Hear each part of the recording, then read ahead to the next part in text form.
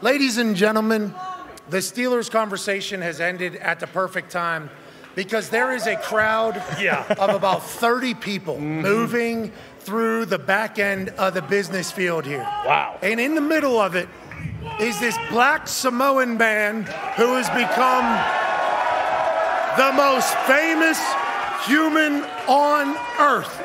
Obviously, he's in the WWE as a superstar, but what he has done since then, what he has done since leaving the WWE has immortalized him forever. Thank you for the white-haired man with the hat. Make sure he clears the way so we can't see The Rock at all. I assume that he's The Rock's security guard. Signing autographs. Great guy. Ladies and gentlemen, a buzz has hit the business field here at the University of Colorado. An insanely handsome and jacked, bold man has just stepped foot onto the stage. And whenever his face was seen by the incredible crowd here at Colorado, everybody raised their voice because when Rocky, Rocky, Rocky, Rocky, Rocky shows up, you know it's about to be a party. Ladies and gentlemen, the GOAT, Dwayne "The Rock" Johnson. Yeah!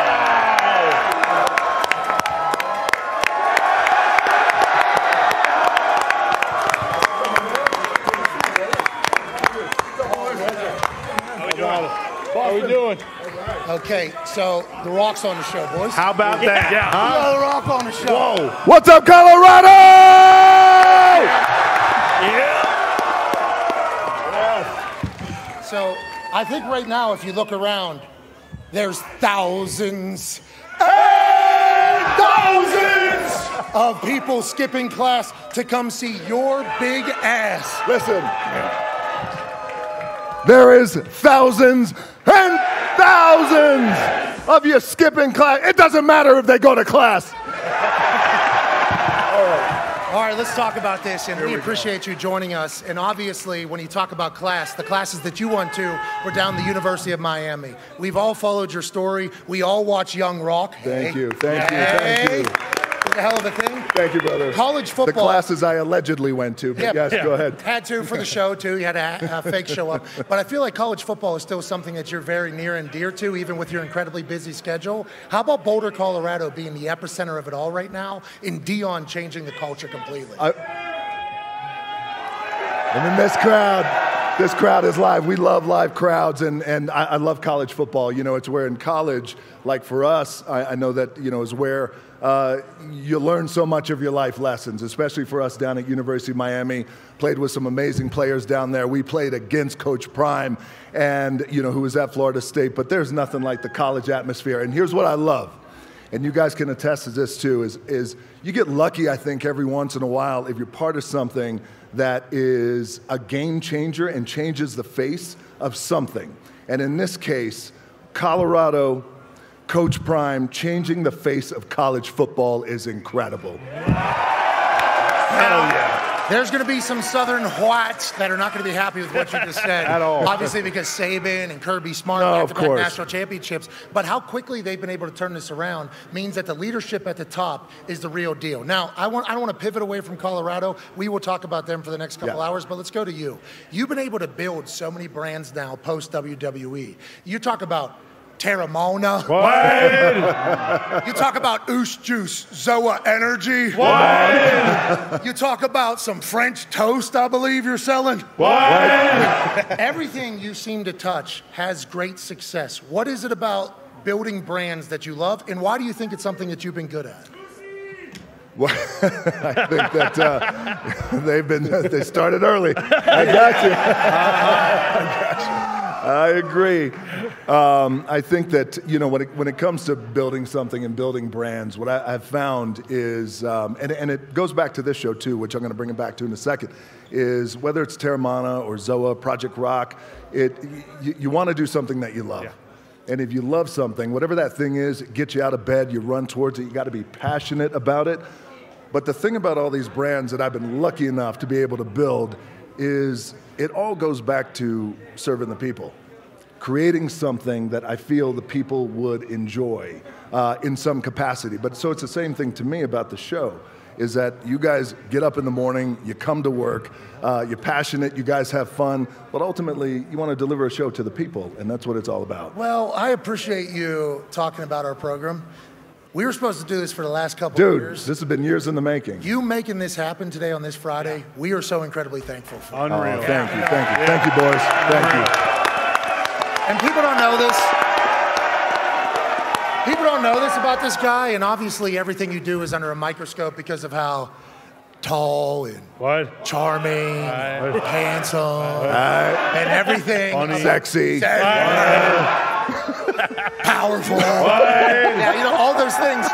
Like, people just automatically assume that you've become this out-of-touch psychopath because your schedule is insane. He texted me the other day, said, hey, heard you and the boys are going to be in Boulder on Friday. If you have any room on your show, would love to. That's what he asked me. So all you people that have an image or a thought about what this dude is or what he has become, I literally get a text from The Rock, okay, hilarious, first of all. And then it says, if you have any room, I would love to be able to chop it up with you boys. Know this.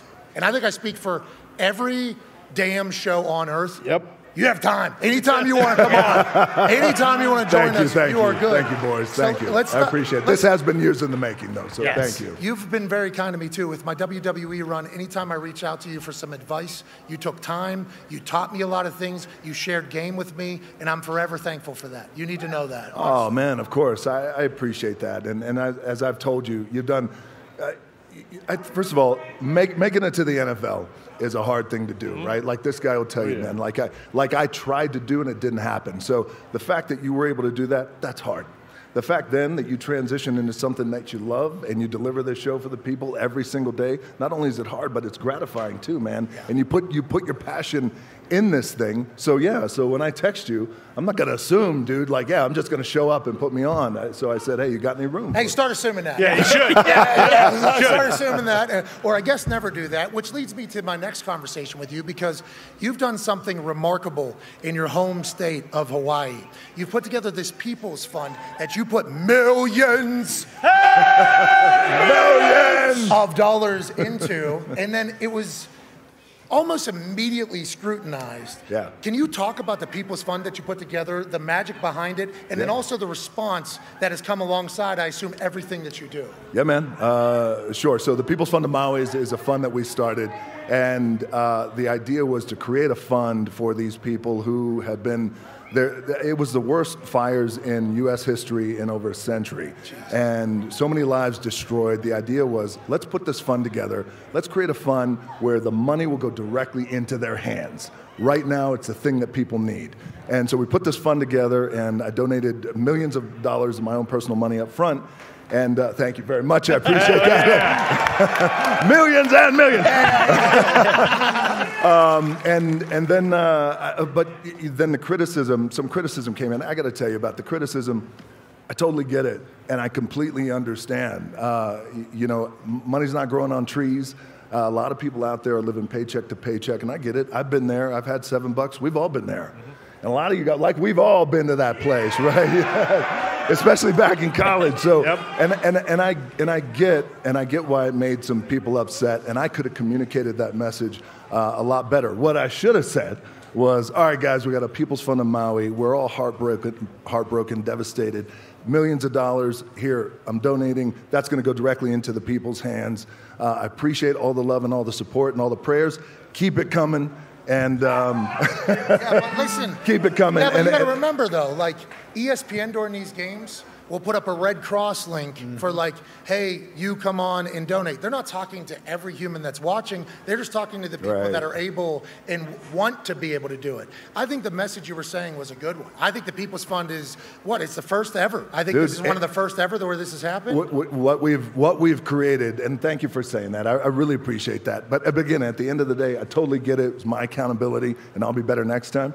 So 2 things on that. The People's Fund, is we've changed the game with this because never before has a fund been made. You remove the red tape. The money's not going through 15 different organizations. Goes directly to the people. They'll start getting their money next week. What? Which is next week, Wow. which is awesome. Yes. Yes. Yeah, and by the way, the other part to this is the stuff that I love. And we've talked about social media and the power of social media. And what you guys have been able to do is like what we have in this relationship that we have on social media. Dude, and this is what I love about you guys. If you love something, you tell your boy, right? Now, if you hate it, you tell your boy. And that's what they were doing, so I totally get it. Last question for me about that in this particular conversation before the boys have a couple. How do you handle it? You're the most followed, American dude in the world. I think you're like the most followed human. You put something up the other day, and within like 4 minutes on Instagram, it had 475,000 views. It was just like that out of nowhere. Everything you do on social media is huge. I think it's a massive piece of the puzzle that is The Rock. Do you see the feedback? How do you handle it? I see it all the time. I see it all the time. They say terrible things about me. I can't take it. I'm too mentally weak. I got to block, dude. You handle it all? How do you handle it all? Well, you ever get shook? What you do is you try to take it with a grain of salt in context. Sometimes people get pissed. Sometimes people feel this way. They feel that way. But at the end of the day, it's a platform. And that's what I invite, and that's what we should invite. And then that's it. Man. People say mean stuff on the internet. That they're rock bottom out of nowhere. Connor has a question for you, Rock. Yeah, Rock, obviously, you just mentioned it, playing in the NFL is tough, but also, headlining WrestleMania multiple times, I'd say that's pretty damn tough, too. Yeah. Congratulations on that as well. Come on, weapon. Are there any that stand out to you? Are there some you go back when you're thinking about, your career in the WWE that you immediately think, wow, that was incredible. How did I even pull that off in the moment? I would say two things. My first WrestleMania that I headlined will always be special to me, and that was with a guy, you guys might know him, Stone Cold Steve Austin.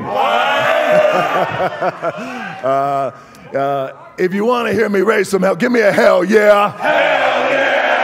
Shout out to Stone Cold. Still got it too. Yep. Still got the juice. That was always special, but I would probably say the last WrestleMania I headlined with John Cena. We were at MetLife Stadium, New York, and I went in as WWE champion.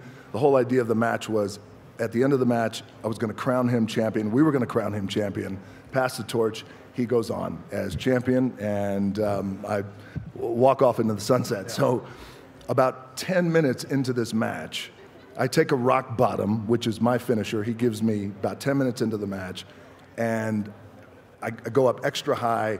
I start to turn, and I over-rotate. He drives me down into the mat, and I feel this, and I don't know what it is. Ooh. And I'm laying there. There's 85,000 people in New York, and I'm like, oh, damn, what just happened? I thought a bone came through my skin. So you could see in the match, I start to put my hand down my trunks a little bit, and I just check it out. All right, what's going to happen? And so there was no bone. I was like, man, something happened, though. I don't know what it is. I get up. Now I start to get numb from the waist down, and I can't feel anything. And the referee says, you okay? And I said, yeah, I think I'm okay. And I said, how much? Dude, I said, no, you're not. Right, but we can't, hey, time out for a second. Let me go to the sideline. So I asked the ref, I said, how much more do we have left in the match? He goes, about 25, 30 minutes. I went, all right. So you know how you're in that moment sometimes in life. It's like you can call it off, or you could go for it and finish what you committed. And so I continued in the match, couldn't feel anything, and I didn't have a lot of movement in my leg, so I had to kind of like use momentum to move my leg. Yeah. And at the end of the match, I'm feeding up to John Cena. It's like I'm feeding into his big finish. Now this is it. We're in wrestling terminology, it's called we're going home. This is the final thing before the big 1, 2, 3. Hell yeah. Match is over. I feed up, and as I'm turning into him, I'm literally praying to God, the universe, Buddha, whoever is higher power. Please, and I wasn't praying for, hey, don't hurt me more. It was, give me the strength to endure this shit show that's getting ready to happen. And so I get up, he gives me his big slam, which is, you go about 10 feet up in the air. I land, as soon as I land, bang, again. I feel my just up, all upper body go, wound up, completely tearing my abdomen. What? Oh my God. In 3 places, so I had to have emergency hernia surgery, 3. Gee. But then what happened down here, 10 minutes into the match was, I tore the top of my quad and my adductor from my pelvis. What? What the hell? So Finish the match. 25 Dude, minutes 25 left? minutes. Dude, I'm not saying tough or anything like that. It was just, you know, in that moment, you just, thank you, I appreciate that. Damn right I am. Come on. Thank you. I just, you want to go out on your shield, and it was important that I raised John Hannah at the end, and then that was it. And was that your last match? That was my last match, man. Okay, because like every time somebody talks about you, obviously the wrestling fans would take you back in the WWE every single day, any day that you would do it. We all understand, though, that you have an incredibly busy schedule. But then the conversation started revolving around the fact, like, did we know that all that happened to you in that match, by the way? No. No, I don't think I did. Like, No, that's brand new information. No, you did not know. No. Fans did not know that all that happened. Fans knew the first part that I got hurt, but not everything else. Okay, so I assume after that, surgery, rehab, that's months and months, right? of your This life? was, I did triple hernia surgery, emergency hernia surgery, but the tearing the quad off my pelvis, I had to go shoot Hercules. So I actually shot that movie Hurt. I didn't do surgery, so everything kind of just scar tissued up. And Weapon. You're a psycho. of all the guys looking at me crazy. Now, he's got his knees are, he can't even walk this Right. guy. I mean, it's a whole thing. I feel So great. now that we're learning all this, that kind of enforces the fact that people say the reason why you don't get back into the WWE as much is because if you get injured, it potentially slows down your entire, you have hundreds of people that work on your movies. Your team is one that relies upon Thousands of people, man. Thousands of people that is a massive reason why I assume that you haven't been able to get back as much as like all the WWE fans have been looking for. Or? Honestly, brother, it's not the injury that I'm concerned about, because that's just part of it. It's just part of the game. You sign up for it, you get hurt, we all get hurt. That's just the way it is. It's not even the schedule, because I could control the schedule to a large degree. It always comes to me going back to WWE and wrestling a match. It always comes down to the reason why and what can we create that's never been done before for the fans. So that's the idea. Okay, which is perfect. Let's lead into last year in LA. Yeah. SoFi. Roman obviously on an incredible run. Yeah. The bloodline, huh? Yeah. They're not talking about my bloodline. No. They're not talking about Connor's bloodline. definitely not. Ty's definitely not. Nope.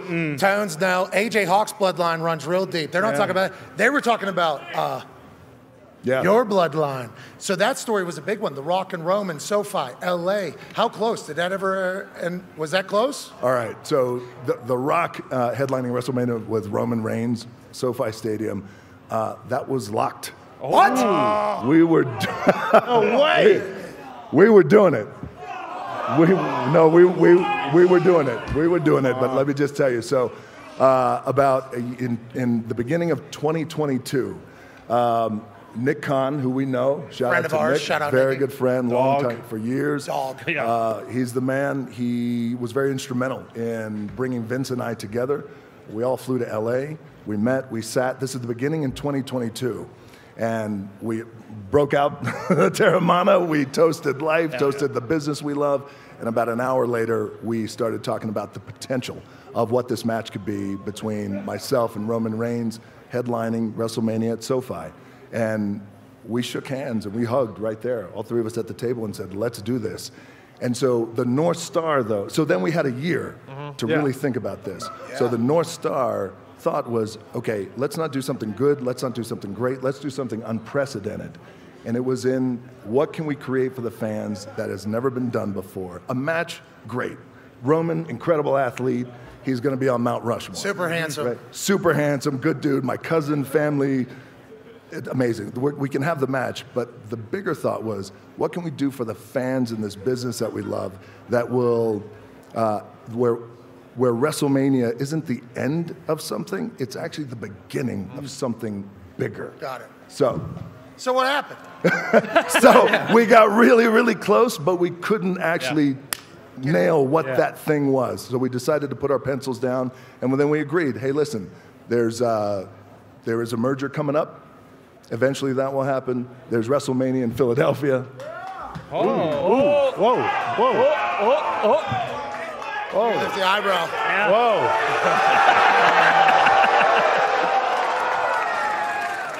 What are you saying? I'm saying that that's a potential too. So I'm open. But again, let's figure out what that is, because the fans deserve something just incredible and unprecedented. And not only that, but also want to deliver to the locker room and the boys and the girls back there who are working their asses off. What can we do to put them in a position where they're part of something that is a new change, an era in this world of pro wrestling? Again, Vince is a big picture thinker, as you know. Yes, sir. And this is why we've gotten along for years, just trying to think big picture. So, how do you feel about his mustache right now? Strong. How do you feel about you think strong? Oh, Strong? yeah, Strong. Strong. You ever Strong. think you'd see the day you sell the company? You've known him how long? How long you known Vince? I met Vince when I was 11 years old.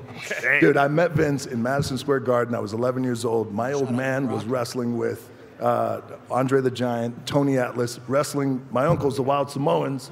Roman Reigns, dead. Yeah. So, the bloodline, we get it. We understand. And I first met Vince then, so we go way, way back. I never thought he would sell the company, but I'm not surprised, because he's always about big picture. He's always about growth. And think about where he's come from his first WrestleMania to now what the company was valued at. And this merger was really incredible. You talk about your $7 story. How about him? Trailer Park Trash, Vince McMahon. Yeah. Now worth, what, $6 billion or something like that. At least. Congratulations. Congratulations. Come on. Hasn't made the right decision all the time. Has certainly done some things that people say, Matt, bad guy. He came on our show and he said, if I'm an asshole, I'm an asshole. That's what I asked him about people asking, but an incredible American dream success story, just like you. AJ has a question for you. Thank you, brother. Hey, I want to know what else is out there that you haven't jumped into. Obviously, you're a big picture guy. You're a big thinker. We know Terramana. I think there's some of that floating around here, this set as well. We're going to break open the Terramana. We're all doing a toast. Absolutely. But what's left out there? Is there any other, what realm of this world have you not tackled that you would want to? Oh, you're president. Yeah. That would be, honestly, you should. I'll vote for you. I'll vote for you for sure. Thank you. Ohio's a swing state, too. I live there. So, yeah, we'll Thank you. Thank you. That's it. Okay. Boom. Yep, there it is. I just want to continue to keep pushing along. And a lot of times when the thought is, what can we create? So here's the thing. I realized this. I got really lucky over the years. I put some good people around me. I had a lot of guys and women who are able to say, hey, you got some talent, and let's work hard. But you probably get garbage pitched to you all the time. I'm thinking, I can't imagine all the stuff people try to bring you. Hey, look at this. Look how amazing this could be. Well, I get pitched. Yeah, that's what I'm saying. And I'm, obviously. Everything's a great idea, and here, listen to this song, and I got a great script, and check this out. This is going to be the next great product. But I got really lucky along the way. You get lucky if you're sitting on top, if you work hard at whatever it is you do, and you get a chance to make it. You make it, which I've been very lucky to be able to say, hey, thank you. By the grace of God, I made it, but thank you. Yeah. But now, so when you get up here, and you guys, when you get out of college, you guys are going to see, you're all going to work your asses off, right? To get to where you need to go. And once you get up here to the top of the mountain, you got a choice. You could either ride off into the sunset, or you could do what I think all of you will do, which is build more mountains. Yeah! All right. Especially here in the Rockies. Yes. Yeah. So that's the place I'm in now. I'm just looking to build more mountain. We got the Rock in Boulder. Yep. Okay? Yeah. Think about that. Pretty cool little thing Writes there itself. Boulder as and you Boulder. piece it together. And I brought it up. Okay? And you talked around it, and you went right back to him. But was there ever a time, I know in Young Rock, it's like 2032, you're running for president. Obviously, that was a comedic series that we got to learn a lot about you. Yeah. Thought it was a fantastic idea, by the way, to do your documentary that way. Thank you. I assume there's another doc coming. But in there, you're running for president. That's kind of how the whole season 1 is kind of based upon. We thought a couple years ago there was a chance your big ass was going to be standing on a debate stage, and we couldn't wait for you to battle with everybody. With the pressure that you have upon you to be a perfect human in the position that you're at, are you not the right person to potentially become president because of how much shit gets thrown at your shins already, and that's kind of the most determining factor? Dude, I don't know if I'm the right guy or not the right guy. I got to tell you that I have been just really overwhelmed. It's so humbling to have people tell me what they tell me, and these polls that come out. There was a poll came out last year, 43 or 40% of the people said they would vote for me as president, which I appreciated. Thank you so much. A lot of people. That's a high percentage. Wow. I think the last 10 presidents, about 3 years into their terms, I think they're at like 15%. Yeah, not sniffing that. So you're already double. You're already double what the president Killing them right now. Dude, look, from $7 to having that kind of conversation is really incredible. Right now, I'm a proud girl dad. I got a 7-year-old. I got a 5-year-old, man, and I love being home. I love taking them to school, picking them up, and making cookies and doing that. And I just know that if something like that, the presidency would happen, all that goes away. And I've been there before. I got a 22-year-old daughter, too, as well, who's in pro wrestling, WWE. She's kicking ass. I'm so proud of her. But in wrestling, I was gone all the time. And I missed so many years with her, and it's heartbreaking, dude. So I feel like I don't want that to happen right now with my girls. Now, my girls will eventually grow up and get older, and then maybe. We'll see. Look out. Maybe as the kids get older. Hell yeah. I think Mark Cuban said the same thing. He's like, maybe as my kids get older, because the commitment's real and your personal life is over. Speaking of your personal life, how do you find so much time to work out all the time? Yeah. You know, I know you got the Aaron Paradise, hardest worker in the room, Project Rock, #1 seller in every single thing. You are an inspiration to a lot of us who are getting absolutely jocked. Yes, Jack, dude, look at you, dude. Yeah. Look at that. Come on. I'm trying to get in shape, trying to do my thing, get jocked, but you are like the most fit man on earth. That's a full-time... Were you like the most jacked punter in NFL history? Now I am. I was a slob, though. I was able to bomb the ball without being in shape, so I did. You know what I mean? So I continue to do that. But, like, for you, that's a huge part of your business, a huge part of your life. How do you work out 4 hours? What is your workout? How do we look like you? Well, you're never going to look like me. But here's, impossible. Nobody is. Yeah. No, dude, I love working out. I love training, but it goes back to my old man. My old man, if you guys don't know, he was a pro wrestler way back in the day, and that was our bonding time. He would grab me, take me to the gym. It's like I talked to Aaron Donald. He had the same growing up. His dad would take him to the gym. What age did you start? 5. Okay. But not working out, but just come to the gym, sit your ass in the corner, and then that's it. So I was around that culture. Yeah, you're not supposed to lift too early. No, don't work too hard. Started lifting when I was 14. Okay. 9 years, know the gym. You've been in there. Mana helps. But I need that. So for me, life is crazy and busy and loud, and the gym is always my sanctuary. It's my time to get away for that hour and a half. Sometimes 2 hours, whether it's 5 o'clock in the morning or midnight. Yeah, last night I think you were getting in real late. Me, I'm in the morning. Yeah. I'm in there, and I do arms every day. That's it. Yeah, just the arm workout. Yeah, because I wear tank tops, So the big dipshit in tank tops only needs to have good arms. Haven't done an ab in about a decade or so. An ab. Yeah, haven't even done an ab. Tone has a question for you in a cowboy hat. Yeah, Rock, Mr. Johnson. On the show, we use this word, and we kind of use it to describe good vibes or this energy that we're talking about. And I know. Boom. They know. Yep, they know. Yep. And I know what Terramana is. It's one of the best tequilas in the world, okay? What? And I know what Moana is. It's one of the best animated films of all time. What? Okay? Can't wait for the live action. Thank you, yes. You're welcome. We talk about Mana. What can I say except you're welcome? And we talk about Mana. Honestly, listen, kid, I could go on and on. I could explain every natural phenomenon. The tide, the grass, the ground. Oh, that was Maui just messing around. I couldn't let it buried its guts. Sprouted a tree, now you got coconuts. What's the lesson? What is a takeaway? Don't mess with Maui when he's on a breakaway. And the temperature here on my skin is a map of the victories I win. Look where I've been to make everything happen. Look at the me new Maui just tickety-tapping. That's it.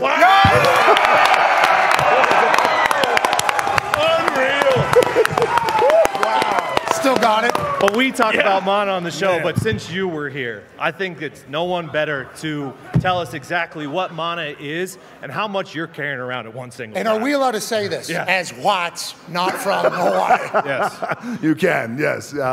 So Mana is a term that we have in my culture, one of my cultures. I'm half black and half Samoan. And on the Samoan side, Polynesian side, we have a word called Mana. Mana is spirit. Mana is power. You could feel, Mana comes from in here. It's the thing that gives you goosebumps. It's that thing you feel. It's that thing when I walked out and we felt this thing. This is Mana. This is Mana. It's very, very, very real, and you could feel it. Mwah. Hi, you could feel it. Mana. So that's what mana is. Thank you for bringing it up. But mana is everywhere. Yeah. And if you pay attention to it, you could feel it, and you could always use it, I think, to your advantage and find your power in that way, man. I can feel it. Big Oos. Yeah, Bub's mana. Yes. Chills right now. Big Oos, you radiate mana. Yes. Big mana Thank from you, the brother. Big Oos. Let's talk about the mana of XFL. Obviously, this was something that you got involved in. We were all pumped about. There were so many different rumors about, is the XFL going to team up with the CFL? Or are they going to do something else? Are they going to get a deal with the NFL? How hands-on are you with the XFL? Seemingly a lot. I see you at all those workouts, lining up at defensive end against some of these offensive linemen. I see you at the games, hands-on there with Danny, who's obviously somebody who runs an incredible business alongside of you. But the XFL, first season, there was some news that came out about it. And then you said, hey, this is a long-term commitment. I'm not worried about just one season. I'm here for 10. Is that still your mindset on it? And how much does the XFL change, you think, over the next few years? Well, I think, number one, the XFL has changed my life. And I think that with the XFL, I like you guys, I love the game of football. Yep. And I wish the XFL was around when I was coming out of Miami. We just had the NFL or nothing.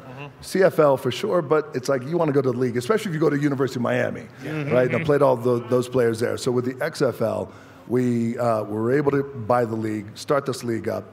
I didn't make it in the NFL. That never happened for me. So years later, this full circle story can come back around where I can buy this league with Danny Garcia, our chairwoman, and along with Redbird Capital, and we can create these opportunities for players, and you guys know this, who otherwise wouldn't have these opportunities. And there was what, like 26 guys, or I forget how many guys. We have over 80 guys in NFL right now at camp. And they wouldn't have got a shot. Yes, wouldn't have got a shot. So the XFL, hands-on for sure, and it's really been so gratifying. And the NFL, I got to say this, Roger Goodell, Troy Vincent, those guys have been so supportive from day one. And we went up there to New York, hat in hand, respectful. We're not looking to compete. You don't compete with the league. There's only one NFL forever, and you guys know that. So we're here. Is there any way, in the spirit of growing the game of football, can we partner? And they said yes, and you have our support. So it's really been amazing. Anytime you got the NFL backing you in a football thing, I think you're going to be okay. I think you'll be all right. Yep. With that being said. And not only that, but you bring up Danny, by the way. Thank you for bringing her up. What we did, again, in doing something, I think that's not only never been done, but also creating this story that people can be inspired by, pulling mana by. We have Danny, chairwoman of the XFL. Her name is on the ball. A woman of color, a woman in a male-dominated world, man. I mean, it's fantastic. Yeah, you did a lot of great stuff. Yeah. Did a lot of great stuff in that first season with your leadership of the XFL. We can't wait to watch it continue to grow. We only have a few minutes left here on ESPN, and then we'll transition. Oh, well, wait a second. I'm sorry, go ahead. No, that's what I was kind of hinting. Yes. Yeah, I was kind of, you were picking up what I was like. I'm picking it up because it's 5 o'clock somewhere. Oh, yeah. Woo. Here we go. That's a big cup. It's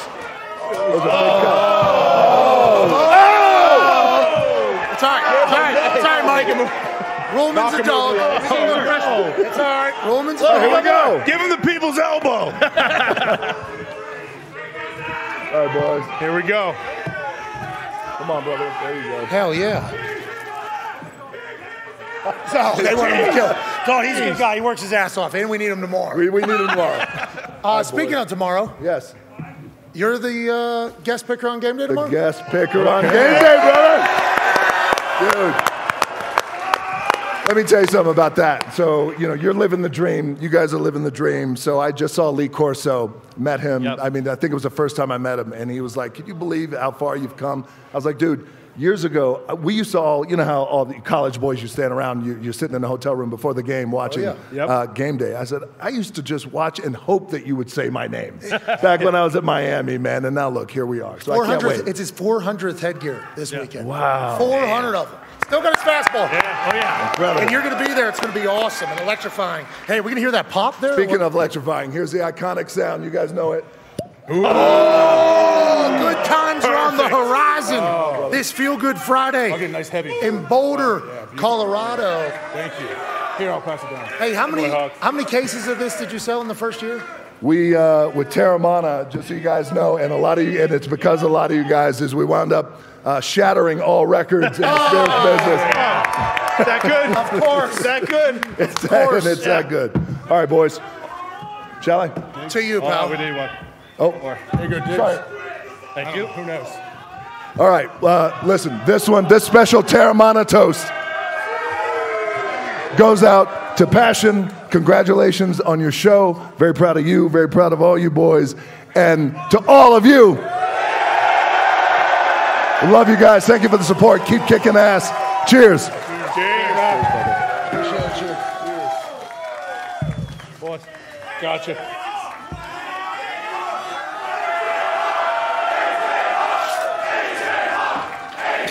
That is smooth. Wow. So nice. I'll tell you what. Oh, that's good. That was delightful. So good. You know, I was getting to the point where I was so in the zone and listening to you talk, trying to learn your game there, that I was almost feeling like I was in the middle of a game. Yeah. You know, I'm like, all right, every word that comes out of this guy's mouth, let's make sure we're hungry hippoing it. Yep. Then I take a little tequila and I remind myself, we're having a good time on this. We're having a good time, Great baby. time. And Sports Center will be on in about 7 minutes after this break starts. We will continue this conversation with the legend that is Dwayne "The Rock" Johnson on YouTube and ESPN+. Yeah, baby. We hope that you win every single bet this weekend. We hope your team wins, and we'll see you on Overreaction Monday at noon Eastern. You're all the best. Goodbye. Hey, I think we can go. Hey. We're off of ESPN. You guys fucking killed it out here.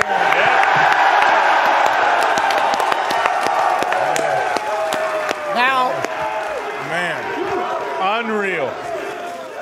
I would like to say, this big bastard's got a heavy hand. This thing. Yeah.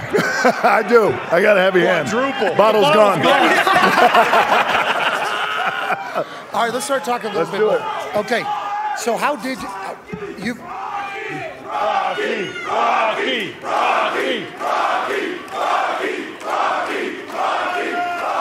As the people chant The Rock's name in Boulder, Colorado. So you've always just been a tequila guy? Yeah. Always been a tequila guy? Whiskey. Tequila and whiskey. Do you have your own whiskey? Not yet. You should. You're still, Yeah. we're still live on YouTube right now. Oh, good. Yeah. Oh, Good. let's not have too Fuck yeah. Here we go. Let's do this.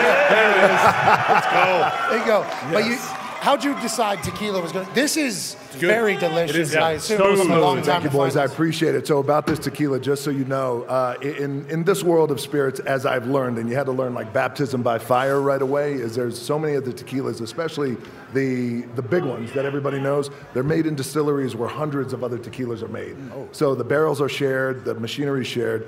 With Terramana, we thought, let's do it differently, let's do it the right way. Only Terramana is made in our distillery, so it's kind of got a pretty good distinct taste. Yeah. And I also wanted to make it, I wanted to make it the cleanest, so there's not a lot of bullshit in it. It's completely clean. Big. Oh, there you go. We got to finish the bottle. I Yeah, think. I have to now. Thank you. Yeah, I was just gonna say, if you're offering, Yeah. sure, twist my arm. I guess I'll drink your tequila.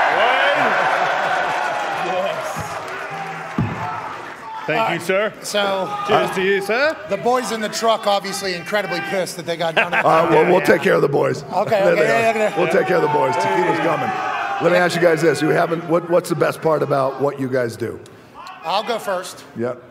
Getting a chance to do something like completely different than how it's normally done has been hilarious and exhilarating. And waking up and working with your friends, completely different ball game than working with a bunch of other people. Yeah. That's right. So I think those two things are really what we And when you talk about doing things your way, Yeah. right? Because I know that's important to you. And this is why the vibe and the mana of this show is different. You just feel it. Yep. Yeah, you got those goosebumps. Nice, yeah, a little mono. So when did you know you needed it to be done your way in order for it to make it work? So I think these guys know this. So we've been doing this show for 5 years now, six years now. Six, yeah. And like nobody wanted our show. So like I would get independent contracts for networks to go do things.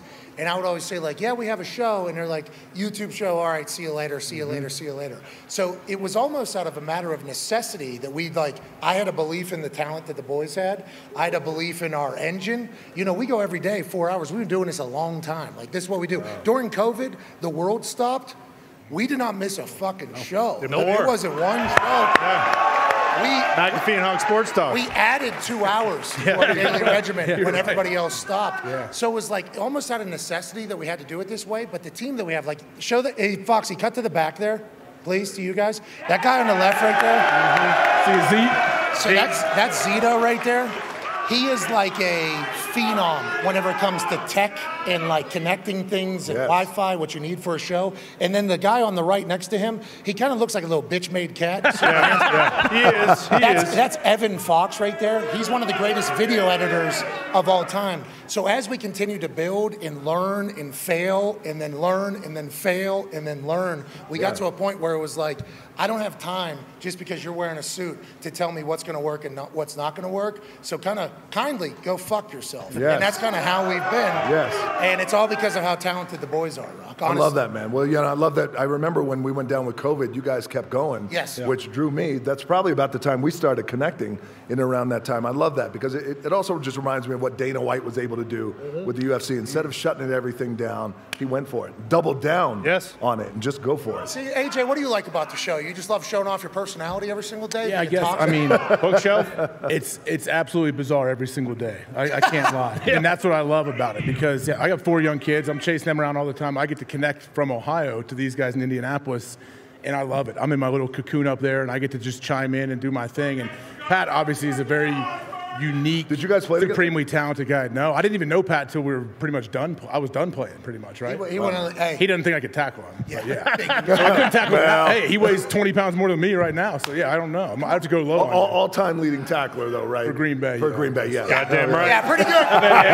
Yep. Pretty good. Bring on. And how about you, boys? I was in a cubicle doing sales, and I was happy, or at least I thought I was happy, and then you come and do this, and it unlocks a different happiness because it's kind of doing something that you never thought you would do, especially in front of a crowd like this. And then like Pat talks about how like getting out of the NFL, you guys miss the locker room feel. We have that every single day. It's like a family locker room feel every day. That's the best. Yes. For sure. Yeah, for sure. I mean, same deal. You know, you work the other side of this, and then I mean, look at us today. I'm fucking on a stage with The Rock. You know? I've looked up to and loved my entire life. He's a movie degree. He has a question for you, Rock, actually, about all of it. Yeah, no, I mean, first of all, it pains me that, I mean, I don't know about anyone here, but there's like a generation of people who just look at you and go, hey, that's the biggest movie star in the world. Right. They have no idea how you electrified audiences in the WWE for so long.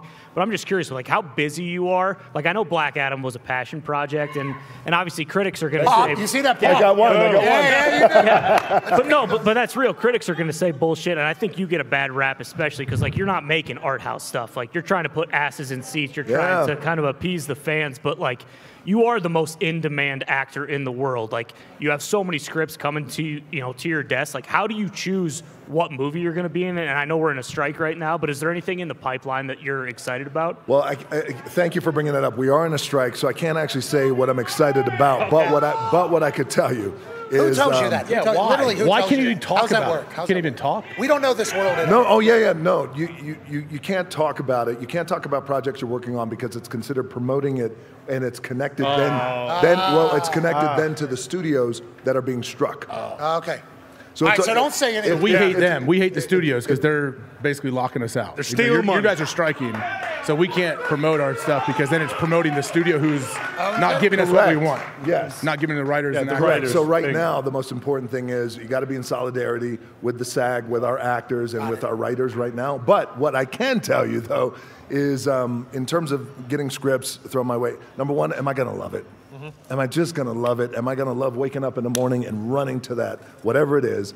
And not only that, but do I think the people are going to love it? And that's what it comes down to. Am I going to love it? Are the people going to love it? And how do you know though? How do you know? Yeah. How can you Is read that a a good script read? and say, hey, this is a good script? How long does it take to figure that out? First page, last page with your name on both of them? Well, yeah, it's like not me. Yeah, there it is. Okay. Michael Caine. Take shirt off. Yeah, that's it. Yeah. Kicks ass. Yeah. Flies a helicopter. Flies a helicopter. Yeah. stops a missile on ice. Stops a missile. Tells them, redirects. go fuck yourself. That's me. Yeah, I love it. I like this movie. I like this. I'll do it. You just start to get a well, you know, it's like when you read something or you do something or whatever it is, you're like, oh, I like this. I feel like I'm going to like it.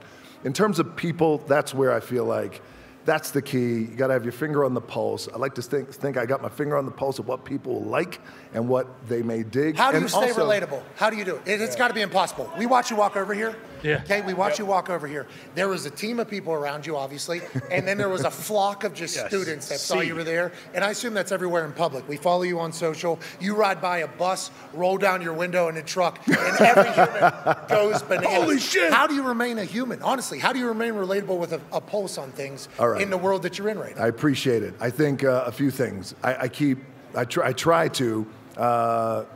All the tough stuff that's happened in the past, I try to keep it in the forefront of my mind. Back when I was in college, too, as well. I keep that in the forefront of my mind, too. And but also what I try to do is just try to keep things into perspective. It could all go away like that. Yep. I'm lucky. I'm grateful. I got a lot of good people around me. And I always try, and I always say this, I'm pretty good at having a thought and maybe a vision and saying, hey, there's our North Star. That's what we need to do. I don't know how the fuck we're going to get there, but let me bring in people who are a lot smarter than I am to help us get over there. So I do a pretty good job at that. And then also try to keep things simple at home. And you guys are thinking this is crazy, but around every corner, it's like the gym is so important. And you got to work it out, but just get away from everything. It's like the quiet time. That's your meditation, right? It's a meditation, for sure. And also little things like I don't get driven anywhere, like even here. I heard it. That's awesome. Yeah. Awesome. I have my truck waiting for me, not my truck, but a truck that I could drive. I don't want to get driven anywhere. I don't like chauffeurs. I don't like, and again, it keeps me in my way just a little grounded. Like I could drive myself everywhere and not telling some guy, hey, take me here, or take me there. Nah. Yeah, we heard that this morning when we landed. That was powerful. We're like, yeah, because I love to drive too. I've kicked the Uber drivers out of the driver's seat and said, hey, I would like to drive this thing. Yeah. I enjoy it. So they said, whenever they picked us up, they said, we got to drive a car over here for The Rock to drive here in a second. I'm like, hold on, what'd you just say? They're like, yeah, The Rock actually, his team was like, just needs a car, he'll drive it, don't need anything else, we'll have a couple people with him. He will lead the security detail to the place. Yeah. And I was like, I didn't even know that was possible. Yeah, he did do that. And I am not The Rock, but that is something I'm gonna start saying like, yeah, I am sick of people. Because when they open your door, you feel so bad. Like, I can open my own door, dude. Like, they're trying to be courteous, it's their job. But also like, the day I stop opening my own door is the day I become big old bitch. And I don't want to do that. Like that's like a real problem I have, a dilemma. This kind of stuff happens, and especially in the world of when if you get lucky enough to make it, where people open your doors and they do all this shit for you. And if like you, I needed to cut all that out of my life. I'll open my own door. I'll drive myself everywhere. I got it. I'll eat out of my tin. I'll drink out of this. Give me this. So you got to do that. Well, we appreciate you, man. You're going to do great on game day tomorrow. It's going to be an honor to share this set with you once again. I can't wait. And I think I can't wait. Ladies and gentlemen, as we allow Dwayne "The Rock" Johnson to go back to his life of doing something other than stupid conversations, this one's to you being an inspiration. Obviously, if you hear me talk, especially here in Boulder, Colorado, with the beautiful Buffalo fans at the footsteps of the Flatiron Mountain, a part of the Rockies, you can hear me talk. I can hear it. I could hear me. Yes. And I know that you've been able to hear you throughout a lot of the way that I talk. So I would like to do this in front of the camera, the same thing that I've done on text messages and other things. Thank you for inspiring an entire generation with the way you operate. Wow, thank you for helping make me. This one's to you. Thanks for getting me boozed up. Appreciate you. Hell yeah. Thank you, boys. Cheers. Thank you. Cheers.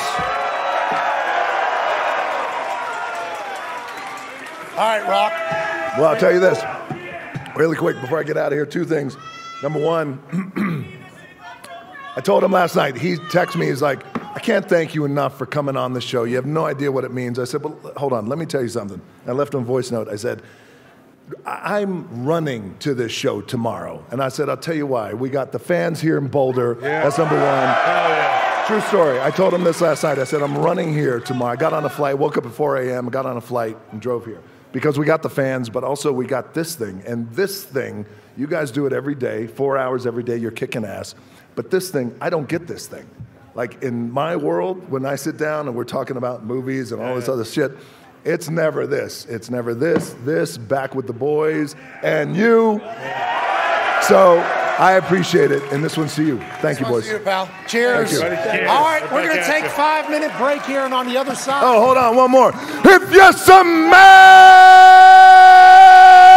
what The Rock is cooking. See you in 5 with Aaron Rodgers. See you. That was awesome. Jesus.